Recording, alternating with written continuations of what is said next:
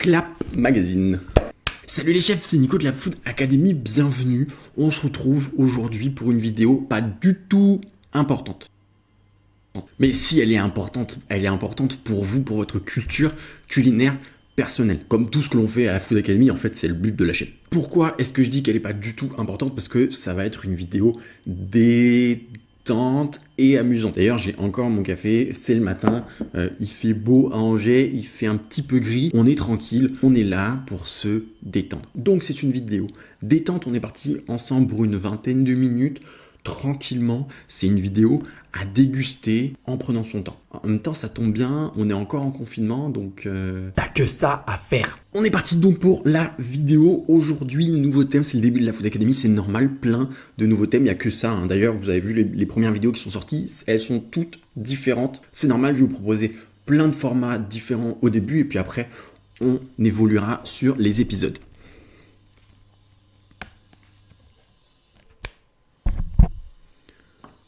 Aujourd'hui, donc, lecture de magazines de cuisine. Alors, à ce moment-là, il y a deux équipes qui se forment. Il y a ceux qui trouvent ça cool. Donc, à ce moment-là, il y a deux équipes qui se forment. Ceux qui trouvent ça cool, ceux qui trouvent ça relou. D'ailleurs, ceux qui trouvent ça cool, en attendant que j'explique pourquoi c'est cool à ceux qui trouvent ça relou, je vous laisse patienter et faire un petit tour du côté de l'abonnement, de la cloche, du pouce bleu, tout ça, tout ça. Pour ceux qui trouvent ça relou, la lecture de magazines de cuisine, pas du tout. Laissez-moi vous expliquer pourquoi. C'est très simple. Parce que si vous êtes tout simplement passionné, amateur de cuisine ou professionnel ou futur professionnel, et ben lire des magazines de cuisine c'est hyper important, ça va forcément vous intéresser ou au minimum vous apprendre des trucs, et que lire un magazine c'est exactement comme scroller sur les réseaux sociaux, sur les pages de cuisine de grands chefs, de grands pâtissiers, ou mater un documentaire, une série, un film sur la gastronomie, sur la cuisine, sur la pâtisserie, sur Netflix. C'est exactement la même chose, c'est intéressant, c'est détente, t'as que à regarder et ça va potentiellement t'apprendre des trucs. Mention légale express, très rapide, 5 secondes de mention légale et on commence tout de suite la vidéo et la lecture du magazine. Je ne suis absolument pas sponsorisé, pas du tout, par le magazine ou les magazines que l'on va lire aujourd'hui et qu'on lira les prochaines fois. Si jamais ça venait à changer pour une raison X ou Y, vous le saurez, ce sera écrit noir sur blanc au début de la vidéo. L'objectif c'est de vous donner envie d'acheter ou de lire des magazines de cuisine parce que je trouve ça cool, je trouve que ça détend, ça permet de s'informer sur plein de sujets différents, sur de la nutrition, sur du matériel à acheter, sur des nouvelles tendances, sur des trucs rigolos, sur des nouveaux chefs, sur des nouvelles recettes. C'est vraiment complet, un magazine de cuisine, c'est cool. En plus, c'est de la saisonnalité. En général, les magazines sont édités et écrits par saison. Et enfin, l'objectif suprême de cette vidéo, c'est quand même de passer un bon moment tous ensemble. Parce que moi, lire des magazines de cuisine, j'adore ça. Et je vous le partage parce que de toute façon, je ne fais que des vidéos où je prends du plaisir en fait. Donc aujourd'hui les chefs, on lit le fou de cuisine. Alors on le lit pas en entier, ça va être divisé en plusieurs parties. Cet épisode en 3 parties, la fou de cuisine. On va avancer au fur et à mesure pour pas vous faire non plus une vidéo indigeste de 1 heure de lecture de magazine, parce qu'un magazine ça se feuillette pas comme ça en 5 minutes. On va prendre le temps, on va le lire en travers, on va regarder les images, on va évidemment pas lire tous les paragraphes de A à Z, c'est pas du tout l'objectif. Et ce serait vraiment là par contre porter atteinte au travail de ceux qui ont écrit, de ceux et celles qui ont écrit ce magazine. Donc on va vraiment le lire en travers, c'est le but de vous donner envie quand même de peut-être l'acheter ou de le lire en l'empruntant quelque part dans une bibliothèque, en le louant, en faisant ce que vous voulez. Donc première partie de cette lecture de magazine, on démarre tout simplement par la couverture et on va en parler un petit peu de ce magazine. Donc aujourd'hui je vous le disais, c'est le magazine fou de cuisine, donc mars, avril, mai 2020, on est en mai, mars-avril c'est un petit peu passé, mais bon c'était le début du printemps, ça comptait encore un petit peu quand même. Toutes les infos seront bonnes à prendre et le mois de mai, ça marche quand même, on est en plein dedans. Donc Food Cuisine, c'est trimestriel puisque c'est sur 3 mois. La plupart des magazines sont bimensuels, c'est-à-dire juste mars-avril par exemple. Il y en a 6 par an, celui-ci il n'y en a que 4. Donc c'est très intéressant parce que ça regroupe vraiment une saison entière. Ils prennent par exemple là tout le printemps et tu as un magazine par saison. On va parler concret, ensuite on va parler nerf de la guerre, on va parler argent. Combien ça coûte? Le fou de cuisine, c'est l'un des magazines les plus chers puisqu'il est à 7,50 €. Après, il est trimestriel, il n'y en a que 4 par an, ça couvre toute une saison. Donc, forcément il est un petit peu plus cher que d'autres magazines qui sont bimensuels, voire mensuels. Par exemple, son grand frère, le Fou de pâtisserie, il est à 5,50, je l'ai juste là. Le Marmiton, il est à 3,95. Le Yam, qui lui est beaucoup plus axé gastronomie et chef, il est exactement à 6,90. Ça, c'est l'édition de mars, par exemple. Et le Saveur qui est là, il est à 5 euros. Donc, on voit vraiment que le food cuisine, c'est le plus cher de tous ceux que je viens de présenter. Le seul que j'ai vu plus cher que ça, c'est Art et Gastronomie, qui lui est à 9,50 €. Après, j'ai pas fait complètement le tour de tous les magazines. Mais voilà, il est quand même assez cher. Après, il couvre pas mal de temps, il couvre 3 mois. Le food cuisine, c'est un de mes magazines préférés parce que en termes de contenu, c'est celui auquel je m'identifie le plus. J'aime beaucoup les régals, les saveurs, les marmitons, parce que c'est de la cuisine facile à la maison, sans prétention, dans le bon sens du terme. C'est de la cuisine qui se veut simple, efficace et bonne. Le food cuisine, je le trouve quand même plus axé professionnel, plus axé sur un niveau un peu plus élevé que les 3 magazines que je viens de citer précédemment. Contrairement au Yam, contrairement au Turiès Magazine, qui eux par contre se veulent vraiment gastronomiques ou avec une approche vraiment de haut niveau de la cuisine. Donc on passe maintenant à l'objet en lui-même et après on va commencer la lecture. Le magazine Food Cuisine, je l'aime bien parce qu'il est assez épais, il est assez lourd, tu sens la qualité, tu sens qu'il y a du contenu. J'aime bien la couverture, même si elle n'est pas dufteuse comme un marmiton par exemple. J'aime beaucoup la couverture du marmiton parce qu'il y a un petit peu de relief dans les écritures. Elle est légèrement dufteuse, légèrement cartonnée, je l'aime beaucoup. Mais celui-ci est quand même pas mal. Alors, la couverture Food Cuisine, donc c'est le numéro 19. Donc qu'est-ce que l'on a de prévu au programme de ce livre? Alors, on va regarder le sommaire juste après, mais en couverture on a Masterclass Julien Duboué, agneau confit et légumes du jardin. Ça a l'air d'être ça, hein, sans trop de spoil. Ex Libris, Pierre Gagnère, cuisine gourmande de copains, d'accord, donc un bouquin qu'a écrit Pierre Gagnère apparemment, très très bien, j'aime beaucoup Pierre Gagnère. Omakazé, Julia Sedefdjian, la plus jeune étoile de France. D'accord, et bah très très bien, une jeune femme chef, ça a l'air très bien. La petite pub pour Métro, écoute, pourquoi pas, c'est normal, c'est un magazine professionnel. Les chefs, pour ceux qui sont professionnels d'entre vous, je vous mettrai dans le petit juste là un sondage. Est-ce que vous êtes plutôt Métro ou Promocash? C'est les deux grosses enseignes de distributeurs pour professionnels françaises en tout cas. Ça m'intéresse beaucoup de savoir si vous êtes plutôt Team Métro ou Team Promocash. Dites-le moi dans les commentaires aussi. Donc, l'édito de Claire Pichon, d'accord, c'est une rédactrice en chef, c'est pas un rédacteur en chef, adjointe. Très bien, enchanté Claire Pichon, je ne savais pas du tout. C'est très très bien de voir un petit peu de l'écriture féminine dans les magazines. L'édito, on va pas le lire, je vous laisserai le déguster tranquillement, vous, à la maison, dans votre magazine à vous. Taste of Paris, d'accord, donc ça c'est le festival des chefs. 14 et 17 mai 2020, vu le contexte actuel, je pense que ça a été annulé. Hein. Sans trop m'avancer. C'est vrai que c'est vraiment dommage, l'arrivée du coronavirus a fait pas mal de mal au secteur des festivals, notamment des festivals culinaires. Le sommaire, enfin. Alors, les tendances miscellanées, je sais pas ce que c'est, je suppose que c'est dans l'ordre, hein, mais je vois pas trop. Spirits Bitter Sweet Mixology, d'accord, donc ça va être un spécial sur les cocktails, très très bien. Tac au tac, Joseph Petit au bout du champ. Je suppose que Joseph Petit, c'est ce monsieur. Au bout du champ, il doit être agriculteur ou il doit être un restaurateur qui travaille main dans la main avec les agriculteurs. C'est très bien, c'est très important. Événement Taste of Paris, du coup, bah non. Hein. On regardera quand même l'article, mais non. Hein. Théma, la gastronomie change de prix. D'accord. Certainement un petit article, un petit traité sur combien coûte la gastronomie, peut-être la haute gastronomie, on va voir, je sais pas. Travel Plate ramène la soupe. Je suis fan de ce genre de jeu de mots.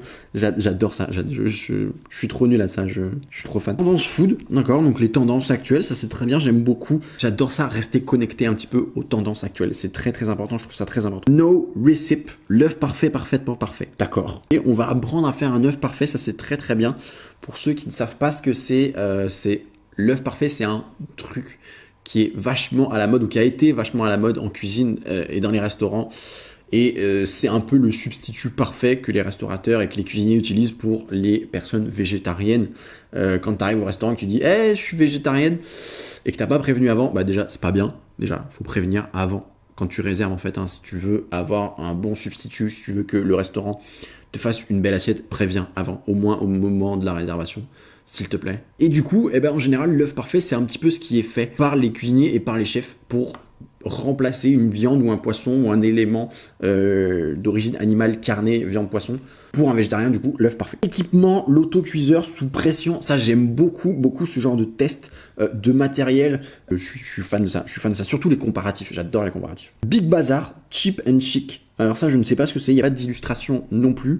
Je suppose que c'est du shopping, Herbivore.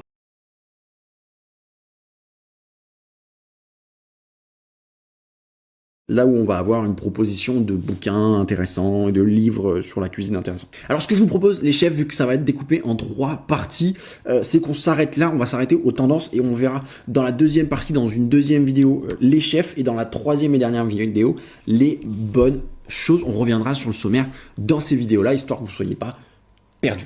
Donc de la page 8 à la page 32, aujourd'hui on va voir ça ensemble, c'est parti. On commence donc, comme disait le sommaire à la page 8, par les miscellanées. Alors les miscellanées, je viens de comprendre ce que c'est, d'accord, c'est des petites infos, c'est de l'actu en gros. Je vous prépare les chefs, je me place en même temps, des vidéos actu cuisine, c'est-à-dire exactement comme ça, 1, 2, 3 infos maximum pour que ce soit pas trop long pour vous à déguster le matin en prenant votre petit-déj, en prenant votre café. Vous regardez la vidéo actu de la Food Academy. Ça va être de l'actualité populaire, grand public. Il n'y a pas forcément besoin d'être professionnel pour regarder les actus culinaires que je vous préparerai. Donc on a pas mal de petites actus, donc évidemment l'hommage à Sébastien Demorand que l'on a perdu récemment, hein, malheureusement, en début d'année. Le bio pour tous, d'accord, donc une sélection, un petit label de bio, message on the bottle. Ok, qu'est-ce que c'est que ça? Donc ouais, un château qui donne apparemment, qui met des petits messages sur leurs étiquettes, c'est très bien. Le temple lifestyle du japonais dans le Marais, donc une adresse de resto japonais dans le Marais à Paris, c'est très bien. Apparemment une autre adresse de restaurant en couple peut-être, j'ai l'impression, vu comment ils sont proches. D'accord. Food Court New Generation, encore une adresse de restaurant. Alors c'est bien parce qu'il y en a un petit peu pour tout le monde. Là, il y a du japonais à Paris. Celui-là, on sait pas trop. On sait pas, il n'y a pas marqué la ville. Il y a juste marqué le nom du restaurant. Peut-être à Paris, on ne sait pas. Et celui-ci, c'est dans le vieux Lyon. Donc voilà, Paris, Lyon, c'est très axé grande ville quand même. Mais voilà, c'est bien. Il n'y a pas qu'une petite pub pour le fou de pâtisserie. Le grand livre, la Bible des desserts mythiques de la pâtisserie française. C'est très bien. Ça peut en intéresser certains. Je pense que c'est du livre de pâtisserie assez accessible, donc à la maison si vous êtes passionné de pâtisserie. La petite page d'abonnement à Food Cuisine. Au niveau des tarifs, donc on l'a vu, le Food de cuisine est à 7,50 €. Là l'abonnement ça nous donne 29,90 € au lieu de 68,94 €. Alors du coup c'est pas du tout intéressant, parce qu'en fait 7,50 x 4 ça fait 30. Là c'est à 29,90 €, donc tu gagnes 10 centimes. Pourquoi au lieu de 69 €? Je comprends pas trop l'idée. 1 an, 4 numéros plus la version numérique. Bref, si t'as pas envie d'avoir la version numérique, au final tu gagnes quoi? 10 centimes? Rien du tout. Donc pas forcément top l'abonnement Food Cuisine, hein, au final. Hein. Pas forcément top. Délices en place Délices, donc là c'est un restaurant à Saint-Tropez. Bon, c'est très bien, Paris, Lyon, Saint-Tropez, on continue. Concours Olio Nuovo Days 2020, d'accord, donc un festival sur l'huile d'olive. Ça c'est très bien de promouvoir un petit peu les festivals culinaires. Donc là, sur l'huile d'olive, moi, ça parle tout de suite à mes racines du Sud. Voilà, moi, je suis toulonnais, tu me parles d'huile d'olive, on est d'accord. Le Saint-Sarrasin, donc un petit pamphlet sur les pâtes, sur les soba, donc les nouilles japonaises au sarrasin. Très très bien, pour ceux qui ne connaissent pas, ça vous intéressera. Les étoiles du cru Michelin 2020, ok, donc Yannick Aleno, Florent Laden, pardon, pourquoi François? Donc un qui gagne son étoile, l'autre qui la perd. Bon bah très bien, on est désolé pour Florent Laden, décidément François. Pour Florent Laden, je l'aime beaucoup pour sa cuisine, pour son état d'esprit. On est navré qu'il perde son étoile, mais bon, ça reste quand même un très très grand chef. Bitter Sweet Mixology, d'accord, donc là on va parler un peu des bitters, donc le goût amer en fait, hein. Bitter c'est la traduction anglaise de amer, Dans les cocktails, c'est très très intéressant et très important, l'amer et l'amertume dans les cocktails. Il n'y a pas que le sucre ou l'acidité. Hein. Donc un petit peu d'histoire, comment est-ce qu'on boit le bitter en cocktail, ça c'est très très bien. Une petite recette de cocktail super et la partie shopping pour s'acheter de quoi faire des cocktails bitter.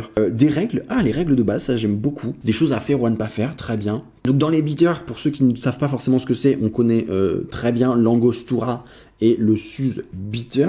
Les autres, je ne les connais pas forcément, le Sherry et le Bittermans. Mais c'est très bien, c'est le but de lire des magazines de cuisine, c'est de confirmer ce qu'on sait et d'apprendre d'autres choses. N'hésitons pas à l'utiliser pour d'autres occasions, très bien, dans de l'eau pétillante, dans du soda, pas mal. Des petites astuces aussi, ça c'est très bien parce que comme quoi, c'est pas forcément parce qu'on n'est pas mixologue, barman, amateur de cocktails et qu'on n'a pas tous les ustensiles pour faire les cocktails à la maison que c'est pas forcément intéressant. Ça peut s'utiliser en cuisine, en pâtisserie, dans la vie de tous les jours d'ailleurs, comme ils disent, dans de l'eau pétillante, t'as la soda stream à la maison ou n'importe quoi d'autre, et bah tu peux te mettre du bitter dedans et ça marche très bien. Joseph Petit au bout du champ, donc c'est bien ce monsieur. Ce monsieur, il est quoi? Donc à lire en travers, ce monsieur, c'est tout simplement un agriculteur, un distributeur de fruits et de légumes qui a mis en place un distributeur automatique de fruits et de légumes. C'est absolument surréaliste. En banlieue parisienne, il a décidé de transformer tout ça et de mettre ça à grande échelle pour créer un cercle vertueux entre les agriculteurs et les consommateurs. C'est génial. Je vous laisserai lire complètement cet article. Ça a l'air très très intéressant et je trouve ce genre d'initiative particulièrement intelligente et particulièrement bien pensée et qui vont dans le bon sens. Taste of Paris, du coup, demandez le programme. Malheureusement, on demandera le programme, mais de l'année prochaine. On croise les doigts parce que cette année, malheureusement, à cause du coronavirus, tous les festivals mai, juin, juillet et peut-être même plus sont complètement annulés pour des raisons sanitaires, malheureusement. Donc Taste of Paris 2020 n'aura pas lieu. Il y avait quand même un casting exceptionnel, c'est quand même dommage. Adeline Grattar, Keiko Bayashi, Stéphanie Lequelec, voilà, c'est quand même dommage. C'est quand même dommage. Yoni Saada, ouais bon bah d'accord, il y avait du beau monde. Je vois du Cédric Grolet, je vois du Yann Couvreur, je vois du Nina Métayer, oui bon. Donc il y avait une très belle programmation, c'est vraiment dommage que ce Taste of Paris 2020 n'ait pas lieu parce que c'est l'un des festivals les plus emblématiques de la gastronomie. Pour ceux qui ne connaissent pas le Taste of Paris, c'est vraiment hyper important pour la cuisine professionnelle et pour le monde de la gastronomie parce que c'est un festival qui est ouvert sur plusieurs jours où les chefs les plus connus, les plus influents, les plus en vogue du moment vont à ce festival se présenter, se représenter et cuisiner leurs plats les plus emblématiques, les plus incontournables, faire découvrir des choses au grand public, se faire découvrir soi et son restaurant. Et c'est vraiment important pour le grand public de découvrir des chefs, pour les chefs de se faire reconnaître et de découvrir également des recettes, des tendances culinaires, des nouveautés, des nouvelles techniques, ce genre de choses. Donc c'est vraiment vraiment dommage que le Taste of Paris 2020 n'ait pas lieu. On croise les doigts pour l'année prochaine. Dossier suivant, la gastronomie change de prix. Alors ça, c'est très très bien. J'attendais ce dossier avec impatience. De quoi ça parle ? Les grands chefs d'aujourd'hui l'ont bien compris, la grande cuisine n'est pas forcément alignée les produits de luxe, c'est très très vrai ça les chefs. Voici quelques autres hautes recettes qui ne nécessiteront pas de panier garni au prix fort. Très très intéressant ça, et très très vrai, très très vrai. Ferrat à la grenobloise, d'accord, par Jean Supplice. On passe les recettes, hein, c'est vraiment pas l'objectif de la lecture d'aujourd'hui, c'est vraiment que vous puissiez les lire vous à la maison. On va pas s'étaler là-dessus, c'est pas l'objectif de cette vidéo, je le rappelle. Œuf de poule heureuse fumée au foin topinambour. Non mais n'importe quoi, c'est par Florent Laden, ça m'étonne même pas, mais je vois tellement le personnage, je le vois trop se marrer à donner ce titre-là aux journalistes. Œuf de poule heureuse, est-ce que tu vois la poule heureuse pondre son œuf ou pas? Est-ce que tu sais, ça c'est un œuf de poule heureuse ça, tu vois, je le reconnais, parce qu'il a un petit smiley, la coque elle vibre de bonheur, tu vois. Non mais ça veut dire quoi une poule heureuse en fait? C'est une poule qui écoute du Jean-Jacques Goldman peut-être dans sa cage. D'ailleurs elle n'a pas une cage, elle a un château, ok? Elle a un appart de 60 mètres carrés pour elle toute seule la poule. C'est une poule qui pond son œuf sous péridurale. C'est quoi une poule heureuse? J'aimerais vraiment savoir ce qu'est une poule heureuse. Fumer au foin, ça c'est vraiment génial, hein. Si j'avais jamais essayé de fumer quelque chose au foin, les chefs, c'est incroyable la saveur que ça prend, c'est vraiment génial. Il n'y a pas besoin de grand chose pour le faire à la maison très facilement. Il y a plein de trucs sur internet, plein de tutos, plein d'illustrations pour fumer vos aliments facilement à la maison. Il n'y a besoin de rien du tout. Poulpe en camailleux, d'accord, donc un camailleux de rose-violet. J'aime beaucoup ça, j'aime beaucoup les camailleux, les monochromes, les assiettes. Comme ça, c'est très très joli, je trouve. Betterave, algues dulcées et crème crue au citron, d'accord. Je peux pas voir la betterave en peinture, donc je m'étale pas là-dessus. Mais ça a l'air très très bon quand même, hein. Praline, rhubarbe, chocolat blanc et oseille. Alors j'aime beaucoup ce genre d'association végétale feuille, genre oseille, avec des fruits comme la rhubarbe, de la gourmandise comme le praline et le chocolat blanc. Ça me chauffe beaucoup. La petite page pour commander les anciens numéros de Food Cuisine, d'accord, pourquoi pas. Ramen la soupe, donc ça j'aime beaucoup. On parle donc des ramen. Ici, je suis un grand fan de la cuisine asiatique. Donc là, les ramen, je suis complètement fan. Donc là, on parle des origines, c'est très bien. Un peu d'histoire et de géographie des ramen, j'adore ce truc. Donc on parle ici également des codes du ramen. Donc ça, c'est très bien. Qu'est-ce qu'il faut faire, qu'est-ce qu'il faut pas faire. Les ingrédients de base, j'aime beaucoup ce genre de choses. Ah, c'est tout. Ah, c'est tout. Il n'y a que ça. C'est juste ça. Oh mince. J'aurais bien aimé avoir une petite recette, un petit peu plus de code, un peu plus de pourquoi, comment, des explications sur les petits Naruto qui sont là, les petits rouleaux. Oh, j'aurais bien aimé. Ah, attends. Recette signée Guy Savoy. Ok. Guy Savoy. Ça dépend comment vous prononcez. À retrouver page 109. Bon bah écoute, on retrouvera ça page 109 dans les prochains épisodes, dans les prochaines parties de la lecture de ce magazine. On y pensera. Ah, pour tout savoir sur le ramen, il ramène à des livres. Donc c'est très bien, ça permet d'aller t'informer si vraiment t'es très intéressé par le sujet, mais j'aurais quand même aimé un petit dossier un peu plus complet quand même. Franchement, j'aurais aimé. Tendance food, alors ça c'est très important, hein, surtout pour les plus professionnels d'entre vous, les chefs, c'est hyper important de se tenir au courant des tendances culinaires du moment pour faire plaisir à vos clients. C'est vraiment très important. Donc tendance food, qu'est-ce qu'on a? Coup de cœur de la réaction, le poivre Nilamundi des épices Rollinger. Donc Rollinger, un très grand monsieur des épices, très connu. Cardamome 4 ways. Ok, donc 4 variations, hein, en gros, 4 chemins pour la cardamome, mais on va parler plutôt de variations. La cardamome verte, alors ça c'est très bon. La cardamome violette, je la connaissais pas, celle-là, fraîche et acidulée. Elle est plus fruitée que la noire, d'accord. Très bien. La cardamome jaune, ok. Version maturée de la cardamome verte, ok. C'est bien, ça donne les différences en même temps, c'est pas mal. Et la cardamome noire, boisée, résinée, légèrement fumée, ok. Très bien, très bien. Donc les 4 variétés, 4 types de cardamome, j'aime beaucoup ça. Le mezcal, l'arme secrète de la saison 2020, ok. Donc un alcool apparemment, un alcool d'agave. La sauce huître, l'ami des légumes verts, ok. Des petites associations sympas et tendances. Un livre de recettes avec encore de la sauce autour de la sauce huître. Il est beau mon lait ribot, d'accord, le lait fermenté breton, on parle du lait ribot. Ici, ça c'est très bien le lait ribot, de découvrir ça.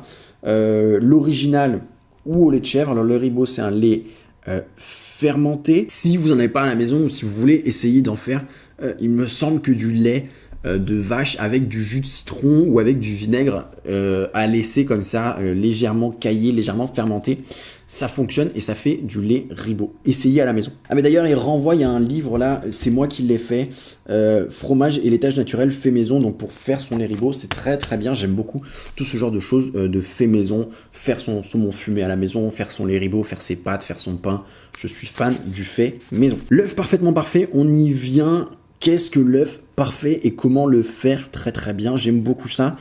Donc qu'est-ce que c'est, les avantages, les inconvénients? J'aime bien les inconvénients, pas grand chose, d'accord, c'est bien, c'est très objectif comme remarque, c'est très bien, c'est constructif.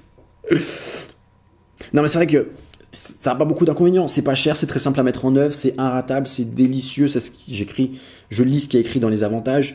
Comme je vous le disais au début, c'est un très bonne alternative pour les végétariens, c'est très savoureux, c'est délicat, c'est fondant en bouche, puis c'est de l'œuf. C'est de l'œuf en fait. Donc les alliés de l'œuf parfait, qu'est-ce qu'on met avec? Des petits croûtons, de la texture, des végétales, ok c'est très bien. Comment qu'on fait concrètement? Le modus operandi, d'accord? Donc ça explique la cuisson au thermoplongeur, donc dans de l'eau. D'où vient l'œuf parfait, d'accord? Ça j'aime beaucoup, toujours les origines, je suis très fan de ça. Et le perfect shopping, ok, donc quoi acheter pour le faire ou pour mettre avec. Très bien. L'autocuiseur sous pression, encore un jeu de mots, j'aime beaucoup ce genre de jeu de mots. L'autocuiseur sous pression, je suis fan. Vraiment, je suis fan. Donc le guide shopping, le comparatif entre plusieurs autocuiseurs, le principe de l'autocuiseur, ça c'est très important, j'aime beaucoup quand on explique pourquoi. C'est quand même la base de... Enfin, moi je déteste faire les choses sans savoir pourquoi. Je déteste acheter des trucs sans savoir à quoi ils servent, juste parce que c'est à la mode, parce qu'on me dit de le faire ou de l'utiliser.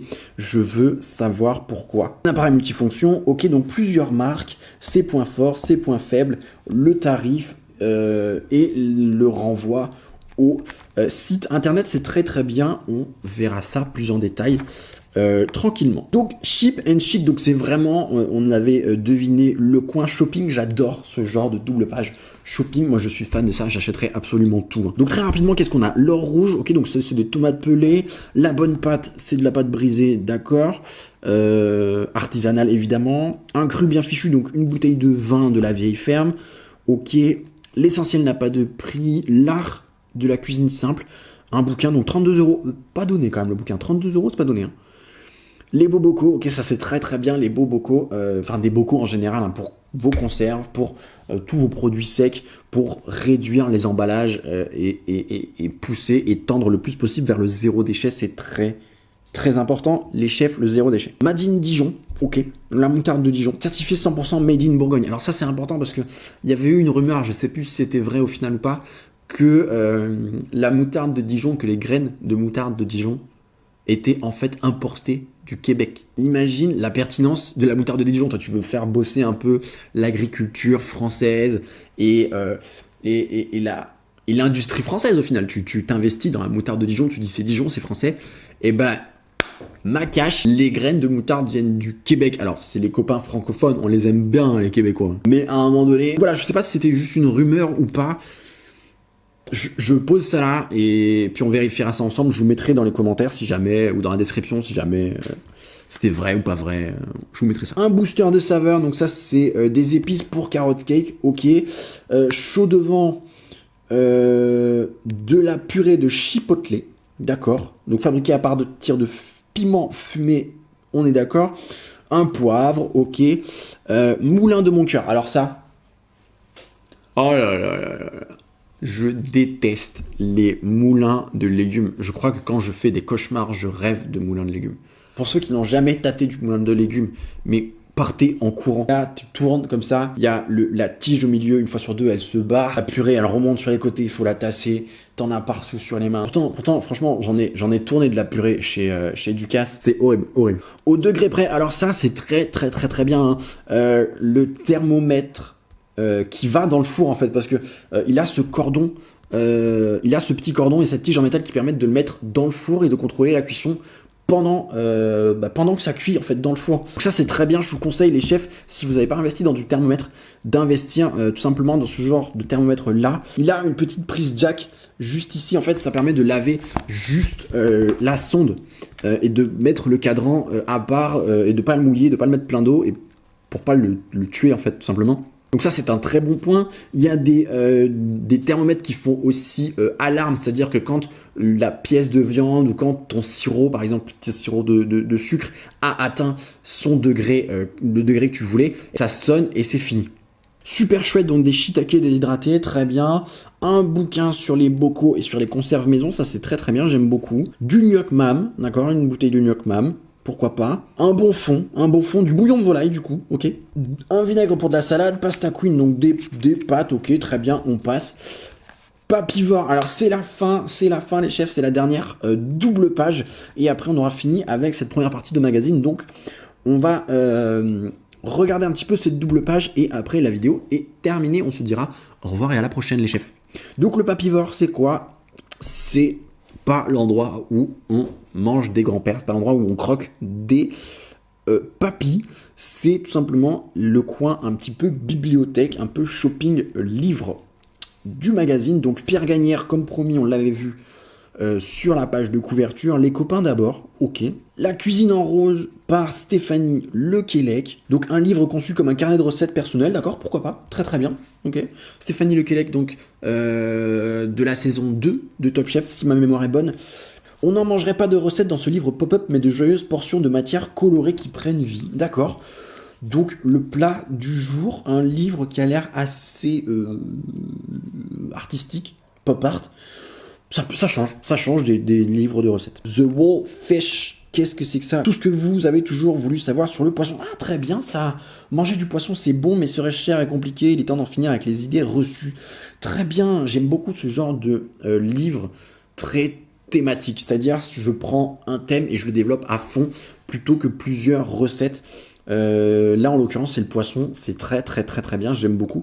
Je vais peut-être me l'acheter et si je me l'achète je vous ferai une découverte en vidéo les chefs. Bon et pas cher la cuisine saine pour les petits budgets, d'accord, très bien. Sel, gras, acide, chaleur, déjà culte. Alors ça c'est un bouquin qui fait référence ou l'inverse, je crois que c'est la série Netflix qui fait référence au bouquin.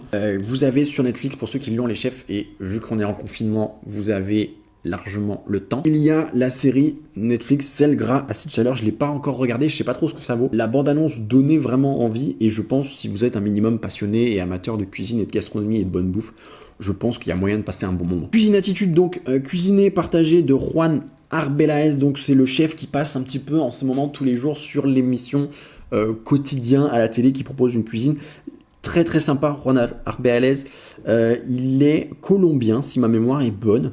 Enfin d'origine colombienne. Donc un livre de Rollinger, le monsieur des épices, chef étoilé, donc qui là parle apparemment d'une révolution culinaire et qui s'engage et qui nous invite à le rejoindre dans un soulèvement alimentaire pacifiste et joyeux pour reprendre le pouvoir sur notre alimentation. Très bien, donc en gros, le bien manger pour tous, c'est très bien, c'est pareil, comme je le disais tout à l'heure, ça change un petit peu des livres de recettes de cuisine. J'aime beaucoup ce genre de livre aussi, je me le fournirai peut-être. Du côté des beaux livres, La Réserve Paris, donc de Jérôme Banquetel et Christophe Pelé Le Clarins. Donc ça, c'est des livres de recettes dédiés au restaurant. Donc voilà les chefs. Donc voilà les chefs pour cette première partie du magazine Fou de cuisine. Je le referme, on le réouvrira dans le deuxième épisode, dans la deuxième partie de sa lecture, on verra jusqu'où on avancera. Cette vidéo-ci était un tout petit peu plus longue que les précédentes parce qu'il y a l'introduction du début qu'il n'y aura pas dans les deuxième et troisième parties. On ira beaucoup plus vite et en plus c'était le premier épisode du thème des magazines, donc voilà, elle était un petit peu plus longue que les autres. Je vous remercie d'avoir regardé cette vidéo les chefs, j'espère qu'elle vous aura plu, j'espère que vous avez passé un aussi bon moment que moi en votre compagnie et en la compagnie de mon café et du petit chat qui dort à gros points fermés juste là et depuis le début de la vidéo. On se retrouve très prochainement pour une nouvelle vidéo les chefs. En attendant, cuisinez bien, passez une très bonne journée. C'était Nico de la Food Academy. Salut les chefs.